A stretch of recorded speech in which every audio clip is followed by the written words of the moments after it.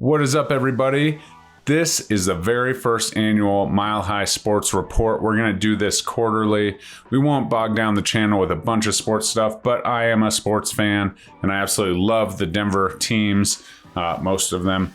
And there's always something to talk about because throughout the year, whether it's Nuggets, Rockies, Avalanche, Broncos, there's always stuff to talk about. I like to attend games. I'm a season ticket holder, so I'm going to bring you the most up-to-date information, and we're going to get into it. So welcome to the very first sports report on living in the Denver suburbs. What's up, guys? My name's Jeremy Kane. I am a real estate agent. I do help people buy and sell real estate in the state of Colorado, from Castle Rock to Wyoming. But today we're going to talk about sports. So if you're visiting Denver or you're a native and you just love to tune in, definitely let's get some back and forth going in the comments. If I say something you don't like, tell me I'm stupid. If you don't like Denver sports, why don't you comment below right now your favorite sports team so I can hit you up when your favorite team loses, like my buddy John, who's been on the channel before. From Pennsylvania, his Phillies just lost in Game 7, so I hit him up and I gave him a hard time. We went back and forth. He might be in a depressed state right now because he does love his Phillies, but unfortunately, they will be watching the World Series this year. So shout out to John there. But let's dive in. As always, like, comment, subscribe. If you like what I hear or I strike a nerve, give me that thumbs up. All right, so let's talk about this. The news of the Denver sports world starts with the Denver Nuggets raising that championship banner last night. Also got the big win against the Lakers when LeBron was in town. The Hoosier Daddy chant was reigning pretty loud, not just from the coach on the stage at the parade, but unfortunately, when the Nuggets put it out of reach, the crowd got a hold of that and went a little nuts. But the Nuggets look to have a pretty amazing season. Obviously, the usual suspects, the Golden State Warriors, the Lakers will be there on the west side. Obviously, the Phoenix Suns just got Bradley Beal, so they will bring an added player to their repertoire in hopes to actually beat the Nuggets this year, which they couldn't do last year in the playoffs. The Nuggets, pretty much solid, like almost the same team returning. They did lose six-man Bruce Brown, but Christian Braun, Reggie Jackson, as well as the newcomer, who is Julian Strawther. I knew I would say that wrong, so just wanted to have that. He's a shooter. He did not play a ton last night. The rotation looked pretty decent. Again, the MVP, Jokic, Murray, Gordon, MPJ hit a few shots. All starters were in double figures last night. So not just to focus on last night, opening night, but that was a big night in Nuggets history. The banner will forever be in the rafters of Ball Arena. But let's switch it over to the ice. The Avalanche have started off the season 6-0. The Avalanche are an interesting case because obviously winning the Stanley Cup, now the banner, the Stanley Cup banner and the NBA championship banner, Avalanche have two others, but those will be hung in the Ball Arena for many years to come. They might change the name, but they can't take those banners away. But the Avalanche look really good. As I said, 6-0. Georgiev in the net looks really good. Started all 6 of the wins. In the games that he did give up a few more goals, the Avalanche offensive firepower stepped up. Still they got, McKinnon and Rantanen and McCarr and Taves and all the guys. Taves just signed an extension. So super excited to see what this team becomes. Feels like they're on a different level this year. And, when they won the cup, they did lose some big names, Kadri, Burakovsky, among a few others. But this year, it feels like they got some of those big pieces back. Guys like Jonathan Drouin, Russ Colton, Ryan Johansson, Frederick Olofsson, and Thomas Tatar, to name a few. But also a couple other guys, Miles Wood and Corey Schoeneman, who are in the lineup as we kind of move through the season. But it feels like those missing pieces, those kind of, a little bit above role players are kind of back. And so we're excited to see that. Still juggling the lines. They got Nichushkin back from his little deal that he had in the playoffs last year. And super excited to kind of see. Another note, Gabe Landeskog will miss his second straight season with that knee surgery. Hopefully he'll be back next year.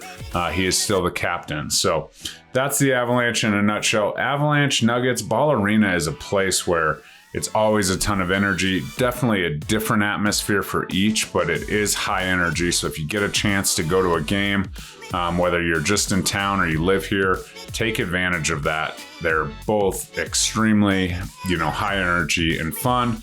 And it's always nice to see the good products on the field. Speaking of good products on the field, we're going to transfer over to the Broncos. Now, the Broncos have not had such an amazing start to their season. If you've been following along, the Broncos have had high expectations the last 2 years, right? Russell Wilson coming in, traded a ton of draft picks, draft stock, a couple other players for him. Now we got the coach, Sean Payton, in, traded draft picks for him because he was actually under contract with New Orleans. And it just doesn't seem to be coming together, whether it's Russell or Payton. I think the biggest issue with the Broncos right now is their defensive coordinator, who happens to be a former head coach of the Broncos that couldn't figure it out as a head coach. And so we decided to bring him back as the D coordinator. So that's a huge problem. But the honest truth is, it just seems like there's just no camaraderie, chemistry. I don't know. It's kind of weird. I feel like I've been watching the same Bronco game for the last 2 years as a season ticket holder. They have a couple good drives, kind of exciting early, and then they just fade off. The second half is almost just a comedy of errors and basically giving up their lead, and they lose by 1, 2, or 3 points at the end.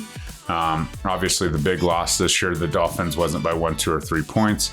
But aside from that, the games have been close. They just haven't come up on the winning side all but 2 times. I was there this last weekend amongst a ton of Packers fans. So if you're a Broncos season ticket holder, please try and not sell your tickets to the other team, even if they're going to pay you a little bit more for them, because it was super annoying until the Broncos won. And then I was probably super annoying to them, but I felt like it was deserved. So let's be better about that, Broncos fans. And next we have the Rockies, and the Rockies, all I have to say about them is they have not lost a game this month. It's been a really successful month for them because they have not lost a game. They've also not played any games. So that's good. We'll see what they do.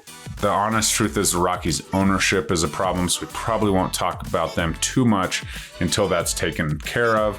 I will tell you, for the fan base, Coors Field's a great place to watch a game. In fact, the Rockies lost 103 games this year and still were not even close to the bottom in attendance. And that's because the venue is so amazing to take in a game, summer nights, party atmosphere. And it's a really comfortable place to watch a game. And Denver has a lot of transplants. So, when the Dodgers are in town, the Cubs are in town, the Cardinals are in town, it's literally almost like a home game for the other team. So that's kind of Coors Field in a nutshell. The best part about the Rockies is Coors Field.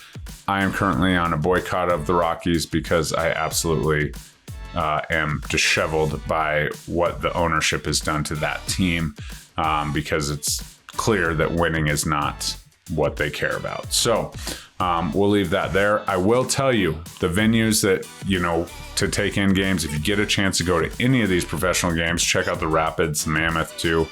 But if you get a chance to go, the atmospheres are all great.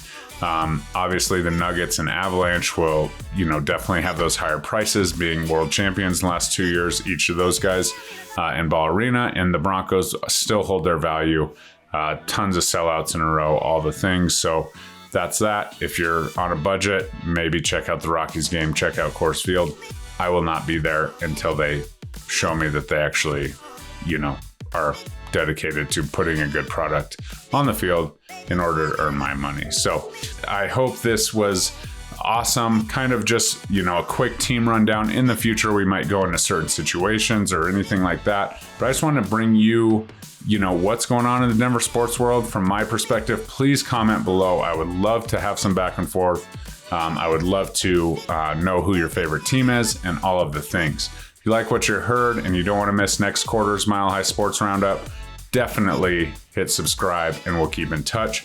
As always, if you need anything in the real estate game, you know where to find me. And also check out that new Instagram at JKCORealtor_, since I got hacked and they deleted the one without the underscore. So we'll catch you later. Bye-bye.